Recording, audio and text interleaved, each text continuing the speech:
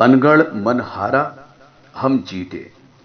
अपनी पहली यात्रा में ही सिद्ध पुरुषों, संतों के विषय में वस्तु स्थिति का पता चल गया।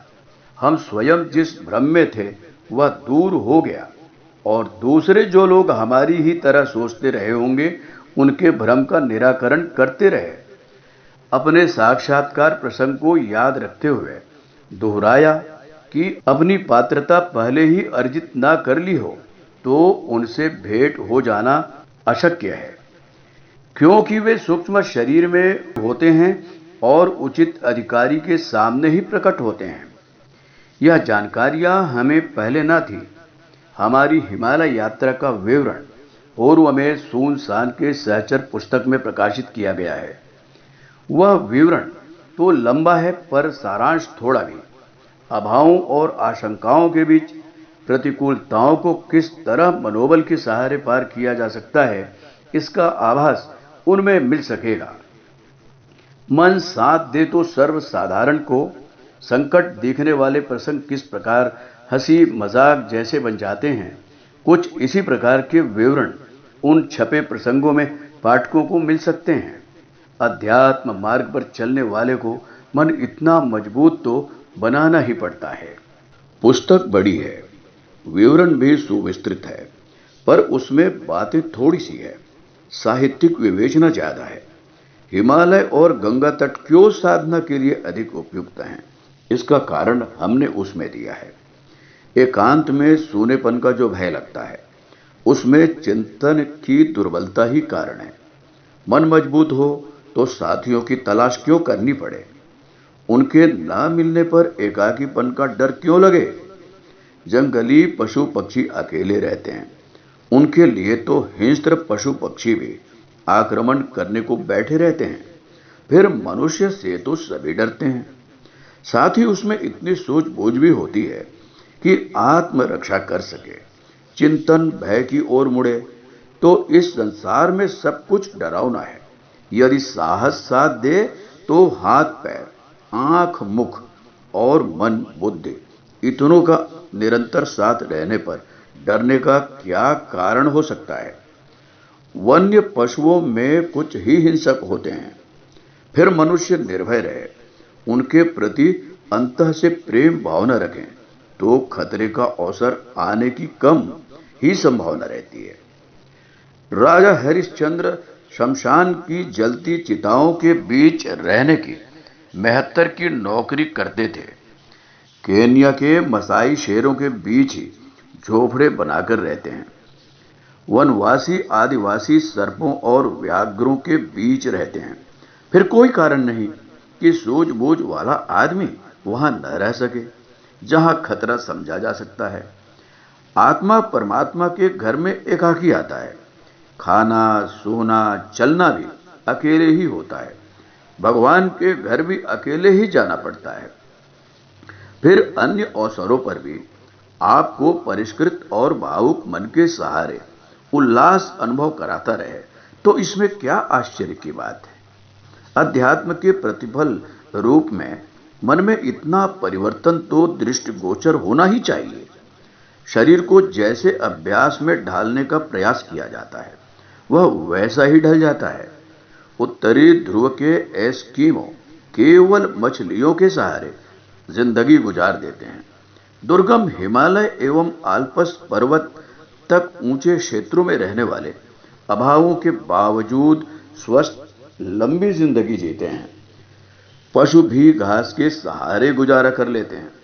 मनुष्य भी यदि उपयोगी पत्तियां चुनकर अपना आहार निर्धारित कर ले तो अभ्यास ना पड़ने पर ही थोड़ी गड़बड़ रहती है। बाद में गाड़ी ढर्रे पर चलने लगती है। ऐसे ऐसे अनेकों अनुभव हमें उस प्रथम हिमालय यात्रा में हुए और जो मन सर्वसाधारण को कहीं से कहीं खींचे खींचे फिरता है वह काबू में आ गया और कुकल्पनाएं देने के स्थान पर आनंद एवं उल्लास भरी अनुभूतियां अनायासी देने लगा। संक्षेप में यही है हमारी सुनसान के सहचर पुस्तक का सार संक्षेप। ऋतुओं की प्रतिकूलता से निपटने के लिए भगवान ने उपयुक्त माध्यम रखे हैं। जब इर्द गिर्द बर्फ पड़ती है तब भी गुफाओं के भीतर समुचित गर्मी रहती है। गोमुख क्षेत्र की कुछ हरी झाड़ियां जलाने से जलने लगती हैं। रात्रि को प्रकाश दिखाने के लिए ऐसी ही एक वनौषधि झिलमिल जगमगाती रहती है। तपोवन और नंदनवन में एक शकरकंद जैसा अत्यधिक मधुर स्वाद वाला देवकंद जमीन में पकता है।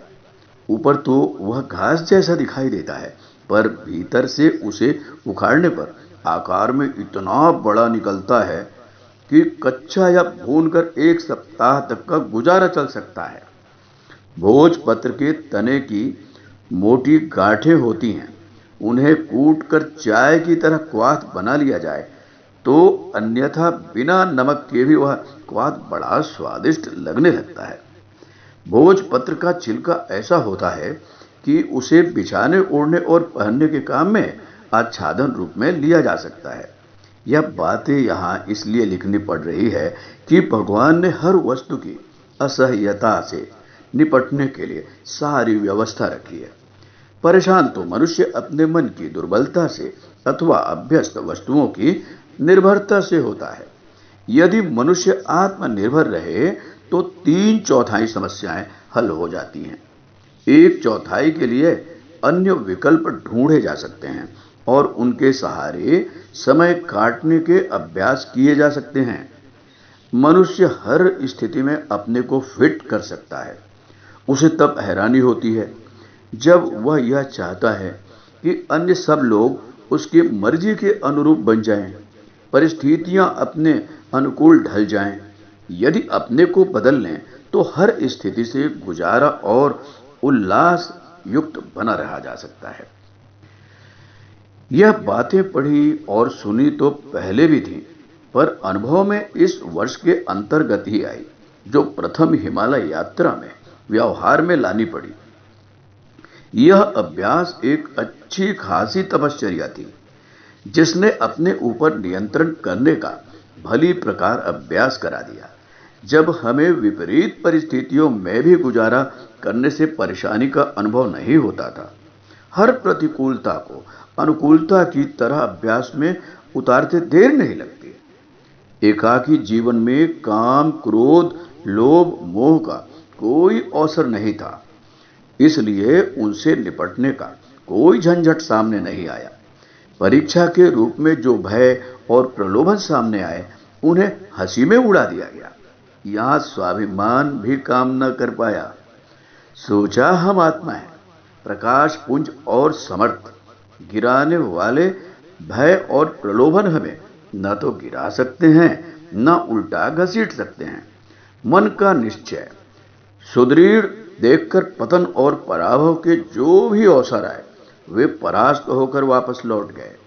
1 वर्ष के उस हिमालय निवास में जो ऐसे अवसर आए, उनका उल्लेख करना यहाँ इसलिए उपयुक्त नहीं समझा कि अभी हम जीवित हैं और अपनी चरित्र निष्ठा की ऊंचाई का वर्णन करने में कोई आत्मश्लाघा की गंध सूंघ सकता है। यहाँ तो हमें मात्र इतना ही कहना है कि अध्यात्म पथ के पथिक को आए दिन भय और प्रलोभनों का दबाव सहना पड़ता है। इनसे जूझने के लिए हर पथिक को कमर कसकर तैयार रहना चाहिए। जो इतनी तैयारी ना करेगा, उसे उसी तरह पछताना पड़ेगा जिस प्रकार सर्कस के संचालक और रिंग मास्टर का पद बिना तैयारी के किए कोई ऐसे ही संभाल ले और पीछे हाथ पैर तोड़ लेने अथवा जान जोखिम में डालने का उपहास कराए। उपासना, साधना और आराधना में साधना ही प्रमुख है। उपासना का कर्मकांड कोई नौकरी की तरह भी कर सकता है। आराधना पुण्य परमार्थ को कहते हैं। जिसने अपने को साध लिया है, उसके लिए और कोई काम करने के लिए बचता ही नहीं। उत्कृष्टता संपन्न मन अपने लिए सबसे लाभदायक व्यवसाय पुण्य परमार्थ ही देखता है। इसी में उनकी अभिरुचि और प्रवीणता बन जाती है। हिमालय के प्रथम वर्ष में हमें आत्मसंयम की, मनोनिग्रह की साधना करनी पड़ी। जो कुछ चमत्कार हाथ लगे हैं, उसी के प्रतिफल हैं। उपासना तो समय काटने का एक व्यवसाय बन गया है। घर 4 घंटे नींद लिया करते थे, यहां उसे बढ़ाकर 6 घंटे कर दिया। कारण कि घर पर अनेकों स्तर के अनेकों काम रहते थे, पर यहां तो दिन का प्रकाश हुए बिना मानसिक जप के अतिरिक्त और कुछ कर सकना ही संभव न था। पहाड़ों की ऊंचाई में प्रकाश देर से आता है और अंधेरा जल्दी हो जाता है, इसलिए 12 घंटे के अंधेरे में 6 घंटे सोने के लिए, 6 घंटे उपासना के लिए पर्याप्त होने चाहिए। स्नान का बंधन वहां नहीं रहा। मध्याह्न को ही नहाना और कपड़े सुखाना संभव होता था, इसलिए परिस्थिति के अनुरूप दिनचर्या बनानी पड़ी। दिनचर्या के अनुरूप परिस्थितियां तो बन नहीं सकती थी। प्रथम हिमालय यात्रा कैसी संपन्न हुई, इसके उत्तर में कहा जा सकता है कि परिस्थितियों के अनुरूप मन को ढाल लेने का अभ्यास भली प्रकार कर लिया। इसे यूं भी कह सकते हैं कि आधी मंजिल पार कर ली। इस प्रकार प्रथम वर्ष में दबाव तो अत्यधिक सहने पड़े, तो भी कच्चा लोहा तेज आग की भट्ठी में ऐसा लोहा बन गया जो आगे चलकर किसी भी काम आ सकने के योग्य बन गया। पिछला जीवन बिल्कुल ही दूसरे ढर्रे में ढला था। सुविधाओं और साधनों के सहारे गाड़ी लुढ़क रही थी, सब कुछ सीधा और सरल लग रहा था, पर हिमालय पहुंचते ही सब कुछ उलट गया। वहां की परिस्थितियां ऐसी थीं जिनमें निभ सकना केवल उन्हीं के लिए संभव था जो छिड़ी लड़ाई के दिनों में कुछ ही समय की ट्रेनिंग लेकर सीधे मोर्चे पर चले जाते हैं और उस प्रकार के साहस का परिचय देते हैं जिसका इससे पूर्व कभी पाला नहीं पड़ा था। प्रथम हिमालय यात्रा का प्रत्यक्ष प्रतिफल एक ही रहा कि अनगढ़ मन हार गया और हम जीत गए। प्रत्येक नई असुविधा को देखकर उसने नए बछड़े की तरह हल में चलने से कम आनाकानी नहीं की, किंतु उसे कहीं भी समर्थन न मिला। असुविधाओं को उसने अनक तो माना और लौट चलने की इच्छा प्रकट की, किंतु पाला ऐसे किसान से पड़ा था जो मरने मारने पर उतारू था। आखिर मन को झक मारनी पड़ी और हल में चलने का अपना भाग्य अंगीकार करना पड़ा। यदि जीव कच्चा पड़ा होता तो स्थिति वह नहीं बन पड़ती जो अब बन गई है। पूरे 1 वर्ष नई नई प्रतिकूलताएं अनुभव होती रही। बार बार ऐसे विकल्प उठते रहे जिसका अर्थ होता था कि इतनी कड़ी परीक्षा में पढ़ने पर हमारा स्वास्थ्य बिगड़ जाएगा, भविष्य की सांसारिक प्रगति का द्वार बंद हो जाएगा, इसलिए समूची स्थिति पर पुनर्विचार करना चाहिए। एक बार तो मन में ऐसा ही तमोगुणी विचार भी आया जिसे छिपाना उचित नहीं होगा। वह यह कि जैसा बीसियों ढोंगियों ने हिमालय का नाम लेकर अपनी धर्म ध्वजा फहरा दी है, वैसा ही कुछ करके सिद्ध पुरुष बन जाना चाहिए और उस घोषणा के आधार पर जन्म भर गुलछर्रे उड़ाने चाहिए। ऐसे बीसियों आदमियों की चरित्र गाथा और ऐशो आराम भरी विडंबना का हमें अद्योपांत परिचय है। यह विचार उठा जैसे ही उसे तत्क्षण जूते के नीचे दबा दिया। समझ में आ गया कि मन की परीक्षा ली जा रही है।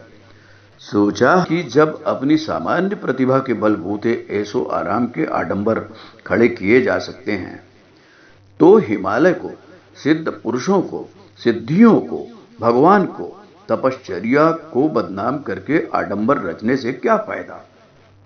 उस प्रथम वर्ष में मार्गदर्शक ऋषि सत्ता के साक्षात्कार ने हमें आमूल चूल बदल दिया। अनगढ़ मन के साथ नए परिष्कृत मन का मल्ल युद्ध होता रहा और यह कहा जा सकता है कि परिणाम स्वरूप हम पूरी विजयश्री लेकर वापस लौटे। हमारे YouTube चैनल को सब्सक्राइब करें और बेल आइकन को दबाएं ताकि आपको नोटिफिकेशंस मिलते रहें।